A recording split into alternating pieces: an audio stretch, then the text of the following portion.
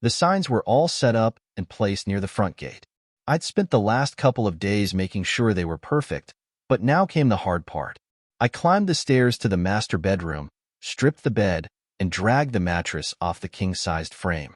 It took all my strength, but I managed to half lift and half shove it down the stairs, out the front door, and onto the yard right by the curb. Back inside, I tossed the bed slats and linens down the stairs, following them out to add them to the growing pile next to the mattress. I hurried back upstairs, dismantling the bed frame, making several quick trips to carry the rails outside as well. A glance at my watch told me it was already 4:22 p.m., and I needed to finish before 5. Rebuilding the bed on the front lawn took longer than I thought, wrapping up at 4:35. Next on the list was the dining table. It was light enough for me to handle on my own, so I twisted it through the door and placed it next to the bed on the lawn. The last item to grab was the 6x8 area rug from the living room. I rolled it up tight and carried it out to join the rest of the items. With everything in place, I put up the signs and checked the time again, 4:55. Just 10 minutes until she was due home. Standing in the middle of the street, I admired the scene. It was something to behold, almost made me feel a bit emotional, to be honest. There it all was, our marriage bed, the dining table, and the rug. 3 spots where I knew my wife, Lauren, and her lover had been meeting for their little get-togethers over the past 6 months. The signs I'd set up finished the picture perfectly. I walked up to each piece of furniture and read the bold words on the signs I had carefully placed. These items are free to take. No longer wanted in this home. If you can stomach the smell of betrayal and broken vows, they're yours. The sign hanging above the bed had all the details of Lauren's affair, how she'd been meeting with him regularly for the last half year. Another sign above the table gave the disgusting details of what went down, often right before she'd serve me dinner. The one by the rug pointed out that it had become their favorite place. Each sign was accompanied by a 17x 24-inch photo of the two of them in action. Yes, in the act itself. Behind the table, a 5th sign named her lover, Brian Harper, her boss at a firm downtown. Brian, of course, was married with 2 kids, but his poor wife hadn't discovered any of this yet. Not yet, anyway. By now, it was 4:57, and she'd be home any minute. I turned to see a small crowd forming, neighbors and curious passers-by slowing their cars. A few people had even started making phone calls, maybe to friends, maybe to the cops. I gave them all a quick nod and calmly walked back into the house, shutting the door behind me. Exactly at 5 p.m., Lauren's car turned onto the street. She immediately slowed down when she saw the scene unfolding in our front yard. Her eyes were glued to the lawn, furniture, signs, and the massive, blown-up photos of her and Brian lost in their lustful moments. Even though I was behind the window and there were nearly 50 people watching, I could still hear her frantic cry, "No. Oh God, no." The crowd murmured, and I saw her stare shift from the lawn to the window where I stood.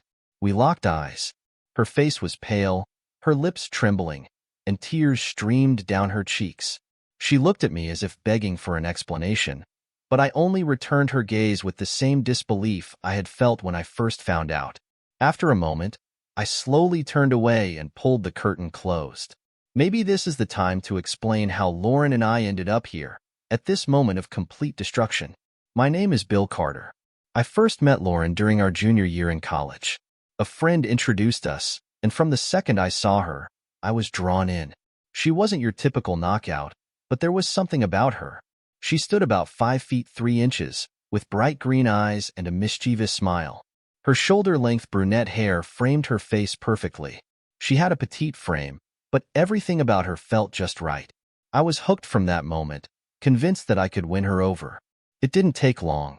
Lauren and I started dating, and within a few weeks, we were inseparable. About a month later, we shared our first intimate night together, and it was like nothing I had ever experienced before. I was head over heels, completely lost in her, and she seemed to feel the same. Our connection was fiery, intense, and all-encompassing. We were young, but the passion was real. After college, we got married and bought our first home, a small place in Elm Grove. Lauren took a job in real estate, while I ended up in electronics. We thought we had it all. For the next 12 years, life was good, great even. We eventually moved into our dream home in the suburbs, and we had 2 kids, Madison, who's now 8, and Jake, who's 6. We adored our little family and thought nothing could shake our perfect life. So, what went wrong? How did I miss the signs? I've been asking myself that for months now. I never saw it coming. It wasn't until an unexpected event, our daughter, Madison, falling sick at school, that I found out the awful truth. It was a Thursday, just before noon. I got a call from the school nurse telling me Madison wasn't feeling well. I was in the middle of a meeting, so I asked the nurse to contact Lauren, thinking she'd handle it. But after several attempts, the nurse couldn't reach her at work or on her cell. So, they called me back, and I rushed out of the office to pick up my daughter. That's when everything unraveled. When I pulled into our driveway, an unfamiliar car was parked right next to Lauren's. My stomach sank. I knew, deep down, I knew something was terribly wrong. I couldn't believe it, not Lauren. The woman I cherished more than anything, the mother of my kids. There was no way she was having an affair. But why was there a strange car in our driveway, with the garage door shut? Something was seriously wrong, and I needed answers. I couldn't let my daughter, Madison, see any of this, though. I told her to stay in the car for a minute, making up a story about the pest control guy spraying for bugs inside and how the fumes might make her feel worse. It was the first time I'd ever lied to her. Madison was upset, saying she felt tired and just wanted to go inside, but I promised her I'd check things out first. She asked me what was going on, but I just told her everything was fine, blaming my uneasy feeling on the smell of chemicals. I left her with my mother for the afternoon, not mentioning a word about what I had stumbled upon. I only asked my mom to take care of Madison for a few hours while I returned to work. Despite the urge to go back home and confront Lauren and her lover right then and there, I held back. I needed more than a heated argument. I wanted to make them both pay. On my way back to the office, ideas of revenge began swirling in my head. I wasn't just going to expose them. I was going to ruin them, especially her boss, Brian. The company I worked for had multiple divisions, and as a senior engineer in the medical equipment department, we shared the building with another team that handled high-tech security systems. Once I got back to the office, I told my assistant I wasn't to be disturbed for the rest of the afternoon. Then, I called up an old friend, Carl Roberts, who headed the security division. Carl was a good guy, one of the best engineers I knew, and he was already planning to stop by my office to drop off some blueprints. When he arrived, I let him in immediately and shut the door behind him. "You look like you've seen a ghost," he said, and I didn't deny it. I spilled everything. How I had caught Lauren and Brian together, in our own bedroom, no less. Carl was shocked, but he believed me, especially when I told him I had seen their cars in the garage when I came home to pick up Madison from school. I explained how I quietly left to take her to my mom's, not wanting her to see anything. He asked me what I planned to do next. "I need proof," I said. "I wanted video, audio, whatever I could get to expose them." Carl was skeptical at first, wondering if this was just a one-time thing. I shook my head. "No way," I said. I told him about the hushed phone calls I'd overheard and how Lauren and Brian had been sneaking around for months. There was no other place they could go, and my house, with me at work, had been the perfect hideout for their secret meetings. After hearing me out, Carl agreed to help. He told me about some new, cutting-edge wireless cameras and microphones his team was testing, small enough to hide just about anywhere. He also had a voice-activated recorder that I could slip under Lauren's car seat, which would pick up her side of any conversations while she drove. It wouldn't be perfect, but it was a start. I thanked him and made plans to pick up the equipment from his office the next day. Going home that evening was harder than I expected. I wasn't sure if I could look Lauren in the eyes, knowing what I knew. I decided to play it safe and told her I wasn't feeling well, which wasn't a total lie. I picked up Madison from my mom's and headed home. Lauren was in the kitchen making dinner when we got there. She seemed flustered when she saw us walk in together. I casually asked why she hadn't picked up her phone when the school nurse called about Madison being sick. She stammered, saying she must have accidentally switched her phone off while showing a house earlier and had been too busy to check her messages. I nodded but couldn't help thinking that she had probably been busy with Brian, not houses. Despite everything, Lauren hugged Madison and apologized for not being there. She helped her to bed and seemed genuinely concerned for our daughter, which only made me angrier. I knew Lauren loved our kids, but her love for me, well, that was gone. I felt like the one standing in the way of her happiness now. After putting Madison to bed, Lauren returned to the kitchen to finish making dinner, a simple soup for Madison and something else for us. Still feeling sick to my stomach, I told her I'd be sleeping in the guest room, just in case I was coming down with something contagious. Lauren looked at me with concern, noting that I seemed pale and sweaty. The irony wasn't lost on me. I was physically ill, but it wasn't from any virus. It was from the betrayal, the sheer magnitude of it. Without saying much more, I headed upstairs. I dreaded going into the master bedroom, but I needed my toothbrush and clothes for work the next day, so I forced myself to go in. Thankfully, the window was open, and whatever smell lingered from their earlier encounter had mostly faded. The bed was made up neatly, like nothing had ever happened. She must have changed the sheets. The thought hit me hard, and all I could picture was Brian, her boss, having his way with her in our bed, whispering sweet lies about how she belonged to him forever. A surge of rage boiled inside me, but I pushed it down. I needed to stay focused, to hold it together until I could make them both pay. Oh, and I would. That much I knew for sure. I gathered the last of my things and retreated to the guest room, shutting the door behind me. Stripping down to my boxers, I crawled into bed, but I was stiff as a board. I wanted to break down and cry, but I couldn't allow myself the luxury of that. Not yet. I had a job to do, a mission to finish. My emotions would only get in the way. Hours passed, and I just lay there, staring into the darkness, unable to sleep. After taking care of the kids and putting them to bed, Lauren came into the guest room. I faked sleep, hoping to avoid her. She pressed her hand against my forehead, checking if I had a fever. After a moment, she quietly left and shut the door. Normally, she took care of getting the kids off to school, so I made sure to wake up early, shower, and slip out of the house before she was up. It probably seemed odd to her, but I figured I could pass it off as making up for the lost work from the day before when I wasn't feeling well. Honestly, I didn't care what she thought anymore. I just wanted to be free from the marriage I'd once believed was built on loyalty and trust, a marriage that was, in reality, a complete lie. I got to the office before anyone else and brewed a pot of coffee. As I sat there, sipping it, I began laying out my plan. First, I needed to separate our finances. I made a list. Cancel the joint credit cards, transfer half of our savings to a new account in my name only, and change the beneficiaries on my will and life insurance, leaving everything to Madison and Jake. The next step was finding a solid divorce attorney, someone who could help protect me from whatever tricks Lauren might try to pull.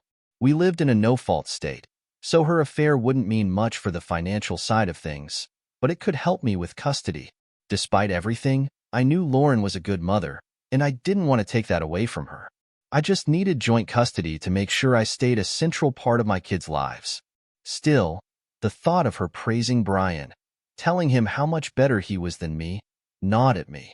I couldn't let myself think about it too much. If I did, I'd lose focus, and I couldn't afford that. I had to stay sharp. With my plan set, I called Carl's office. He confirmed that all the equipment would be ready by noon and even offered to help install it. I agreed, grateful for his support. As I tried to clear some paperwork off my desk, Lauren's name popped up on my phone. Normally, hearing her voice would soften my mood, but this time it only made the anger flare up again. She was trying to sound sweet, asking how I was feeling, and saying she didn't get a chance to check on me before I left that morning. I kept my response vague, telling her I needed some time to clear my head. She tried to cheer me up, suggesting we do something together that night. I nodded along, saying we'd see. I couldn't help but feel the sting of her betrayal with every word she spoke. I kept my voice neutral, telling her I was just busy, not disinterested. We agreed to meet at home around 6 o'clock, and she mentioned she'd be at the office all day if I needed her. I held back a scoff. I was sure she'd find plenty of time to sneak off with Brian during her busy day. At noon, I met Carl at the loading dock, and we loaded the equipment into his van. Back at my house, we worked together to set up the cameras and microphones. By 3:30, we had it all in place and tested. Carl installed the software on my home computer, setting up a secure folder where everything would be saved. We placed bugs in all the key spots: living room, kitchen, guest room, and especially the master bedroom. In that room, we hid 4 cameras to cover every possible angle. We even put one in the master bathroom, just in case they decided to get comfortable in there. The whole system was motion activated, meaning the cameras would trigger the microphones the moment any movement was detected. I was prepared for whatever came next. That night was pure torture. After dinner, once the kids were asleep, I followed Lauren into our bedroom. I turned my back to her and pretended to drift off. She noticed the change in my usual behavior and asked if something was wrong. I told her I had been feeling insecure lately, questioning whether I was enough for her.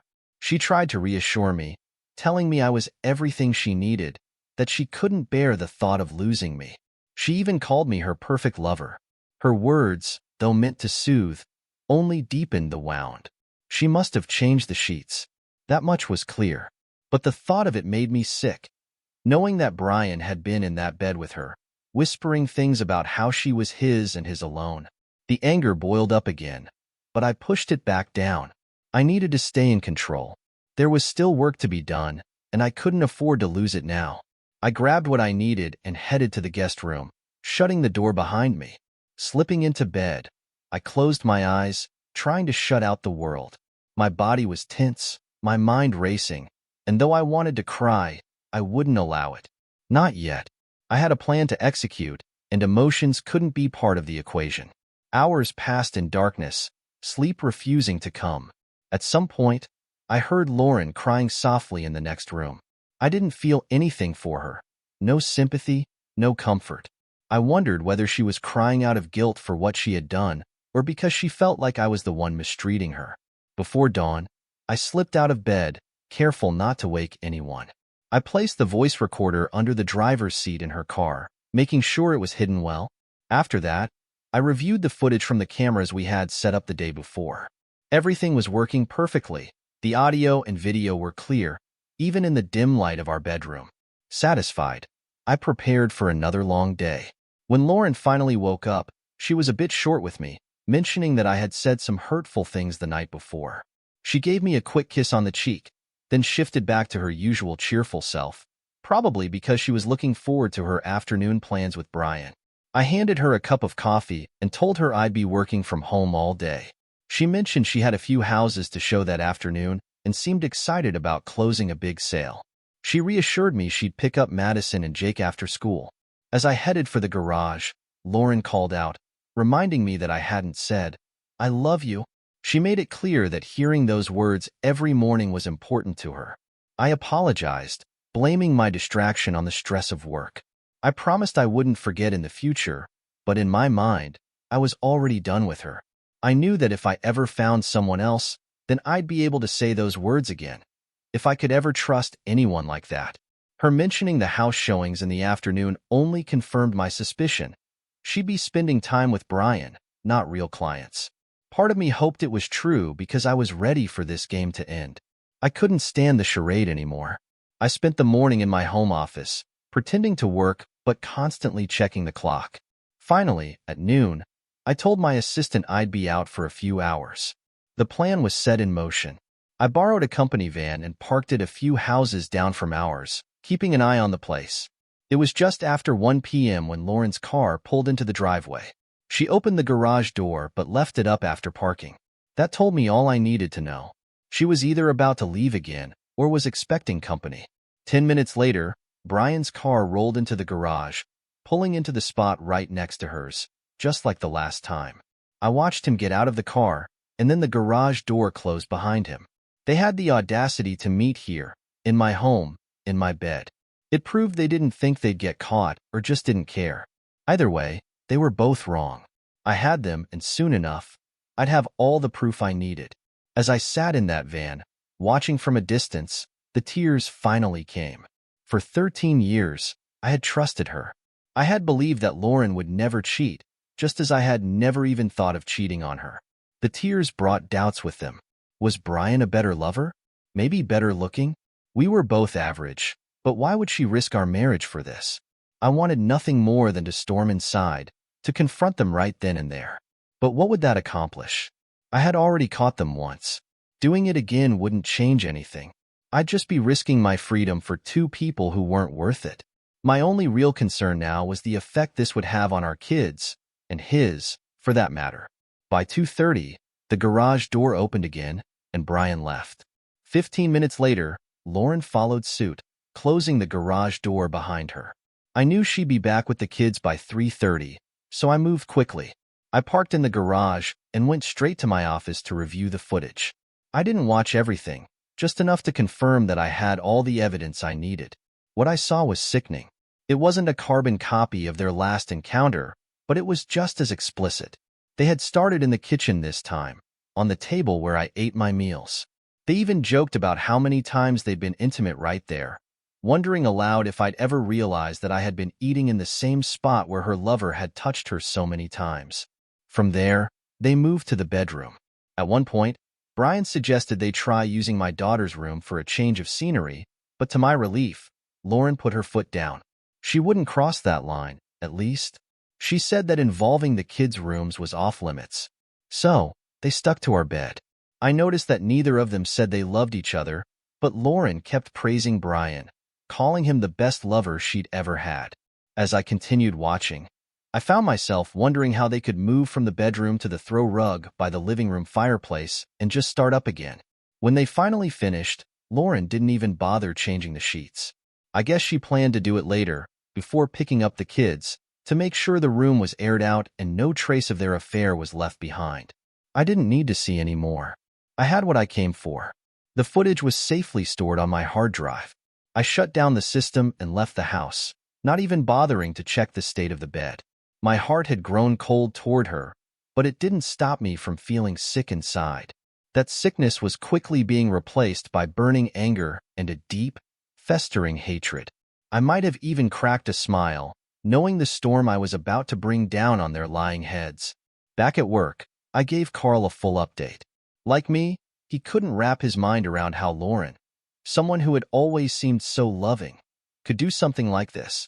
She hadn't just broken our marriage vows. She had gone out of her way to belittle me, constantly boosting her lover's ego at my expense. These thoughts dragged me into a deep pit of pain and anger, but I knew I had to crawl out of it, if only to finish what I had started, destroying them both. It was time to find a solid divorce lawyer, and Carl suggested contacting the legal firm our company used for corporate matters. They gave me a few names of attorneys who specialized in defending husbands' rights. The first one was retiring, but the second lawyer had an opening and agreed to meet with me the next day at 3 p.m. With that arranged, I focused on the other tasks, canceling joint credit cards, transferring funds, and changing beneficiaries. I planned to tackle all of that the next morning. That evening, when I got home, Lauren was in the kitchen, cooking dinner while Madison and Jake were working on their homework. She was wearing this bright yellow sundress, and I'll admit it, it almost broke my heart all over again. She looked beautiful, smiling as if everything in her world was perfect. I assumed it was her usual after an afternoon with Brian glow. She greeted me with a big smile, asked how my day was, and even mentioned how great hers had been because she closed a sale. I responded with mild interest, knowing full well the real reason behind her good mood. Trying to test her, I casually asked if anything else interesting had happened that day, or if she'd met anyone new. She shook her head, saying she had been focused on work and had rushed home to be with the family. I went upstairs to change, and that's when I noticed the sheets had been switched out, and the room smelled fresh, aired out.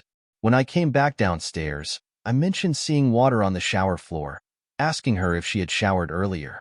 She seemed a bit startled by the question, but quickly denied it, offering a lame excuse about the drain being slow. I couldn't resist pushing a little more, hinting that maybe someone had snuck into the house while I was away. She laughed it off, trying to make light of the situation, but I could tell it bothered her. During dinner, the conversation was minimal. At one point, I surprised her by switching seats at the table, sitting where she usually did. She looked confused and asked why, but I simply said I felt like changing things up. She picked at her food, hardly eating, while the kids talked about their day. After we finished dinner and cleaned up, I headed back to my office, where I began preparing for the next phase. I reviewed the footage from the cameras, choosing a few key still images that I downloaded to my computer. Next, I started drafting the text for the signs I would use. I planned on attaching those photos to the signs when the time came, making sure that everything was perfect for the day I would expose them both.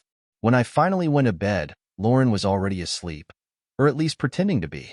I had no doubt that my behavior had made her uneasy, and though it didn't really matter to me, there was a small bit of satisfaction in knowing she might have been worried about what I was up to. But nothing she could say or do now would change my decision. The marriage was over, and I was committed to moving forward with the divorce. It was Tuesday, and she had mentioned something about another big sale lined up for Thursday, which I took as code for another meeting with Brian. That would be the day I would bring them both down. The next morning, I woke up early, showered, and left the house before Lauren was awake. I had a long list of things to do and wanted as much time as possible to get them done. My lawyer appointment wasn't until 3, so I used the morning to deal with the financial side of things.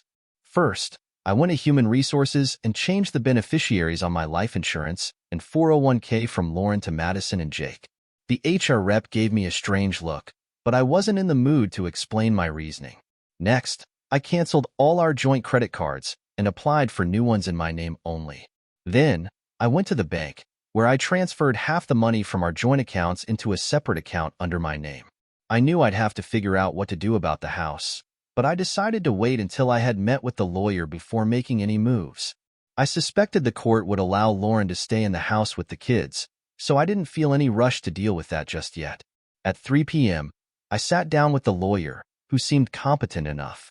He listened carefully to my situation but cautioned me that, since we lived in a no-fault state, Lauren's affair wouldn't carry much weight in court. He explained that she would likely get primary custody of the kids, and there was a good chance I'd lose the house and half of everything else, even with all the proof I had of her infidelity. I gave the lawyer very specific instructions on how I wanted the petition drawn up. When he expressed doubts about my chances of getting the better end of the settlement, I reassured him that I had a way of making Lauren agree to whatever I wanted. He wasn't thrilled about it, but he nodded and said he'd have everything ready for her to be served by Friday morning. I also asked him to prepare documents to file a lawsuit against Brian Harper and his company for deliberately interfering with my marriage. Those would also be ready by the end of the week. I was getting everything in order. When I got home that night, I stayed calm, keeping things neutral between me and Lauren. Honestly, I had reached the end of my rope. I just wanted this nightmare to be over so I could start moving on. I knew there was still a lot of heartache ahead, but at least I wouldn't be facing it alone. She and Brian would finally be feeling some of the misery they had caused me. After a quiet dinner, where neither of us said much, I went to my office. I printed out the photos I had of them, the ones I planned to use on the signs, and worked on those in peace. I also wrote a letter to Brian's wife, enclosing a few of those same photos. I let her know I had plenty of video evidence in case she wanted to take the same path I was, divorce. Around 11 p.m., I quietly went to our bedroom to check that Lauren was asleep. Once I was sure, I headed out to her car, retrieved the voice-activated recorder I'd hidden under the seat, and rewound it. Listening closely, I could make out one side of a conversation that sounded like it was with Brian. The voice, Lauren's, thanked him for their time together that afternoon and mentioned missing him whenever they were apart. They talked about the idea of sneaking off for an entire week together, coming up with a fake story about a work convention as cover. She even mentioned how she gave me just enough attention to keep me happy, but she longed to be with him fully, without having to hide. They confirmed plans to meet again Thursday afternoon, then ended the call. Surprisingly, her words didn't sting as much as they once had. Maybe I was finally moving past the heartbreak. The thought that she would soon belong to Brian completely, with no more lies, filled me with a twisted sense of satisfaction. I was one day away from tearing their world apart, and the power of revenge was intoxicating. I replaced the tape in the recorder with a fresh one and put it back in her car, hoping to capture her reaction when everything came crashing down. Tomorrow was the big day. That night, sleep barely came. Not because I was heartbroken anymore. I had moved beyond that. What kept me awake was the anticipation of everything I had planned. Tomorrow, I would finally get my closure. For the last time, I got out of bed while Lauren was still sleeping. I stood there, looking down at her, the woman who had once been everything to me. She was the mother of my children, the person I had believed I'd grow old with. Tears welled up in my eyes as I realized this was it. We had shared our bed for the final time. Never again would there be passion between us. Never again would we dream about our future together. Our future was gone, wiped out by her betrayal. I turned away, wondering if she had any clue about the price she was about to pay for breaking my trust. Probably not, but she would find out soon enough. After showering, I left the house, stopping at a local diner for breakfast. Then, I swung by the office to let my assistant know I'd be out for the day. I called Carl, gave him a quick rundown of the plan, and he wished me luck, reminding me to be careful. He asked me to keep him updated on how things went. I made a brief stop at my lawyer's office to make sure everything was set for tomorrow. Both Lauren and Brian Harper would be served with divorce and legal papers. After that, I called Lauren to tell her I'd be picking up the kids from school. My mom had mentioned wanting to have them for the long weekend since there was no school on Friday, and I figured it was the perfect excuse to keep them out of the house. I planned to swing by around 3:45 to pack up some things and take them over to Mom's place. Lauren sounded enthusiastic, even suggesting that we spend Saturday in bed together, saying it in her most seductive tone. I played along, agreeing with a flat sure, before ending the call. At this point, I was beyond tolerating her lies. I knew what she was up to, and there was no way I could keep pretending anymore. I took my time getting back to the house, parking a few streets away by 12:30. I had a perfect view of the driveway from where I was parked, but no one could see me. I didn't need to watch the garage door to know what was happening. Lauren and her lover were predictable creatures, and I knew their routine well by now. At exactly 12:50, her car pulled into the driveway, and just 5 minutes later, Brian's car followed. The trap was set, and I was ready to catch them. Strangely, I didn't feel the anguish I once thought I would. Knowing they were together in our bed, engaging in the same tired affair, no longer hurt me. Instead, I felt detached, like I was observing a bad, low-budget film with a predictable, shallow ending. By 2:50, I saw Brian's car reverse out of the driveway. About 10 minutes after that, Lauren left, applying a fresh coat of lipstick as she drove off. Once the coast was clear, I pulled into the garage and shut the door behind me. With little time to waste, I headed straight to my office and reviewed the footage from the afternoon.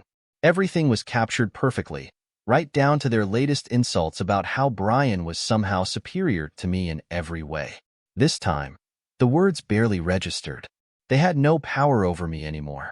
After securing the new footage on my hard drive, I spent the next few minutes bringing my homemade signs, decorated with the photos of them together, upstairs.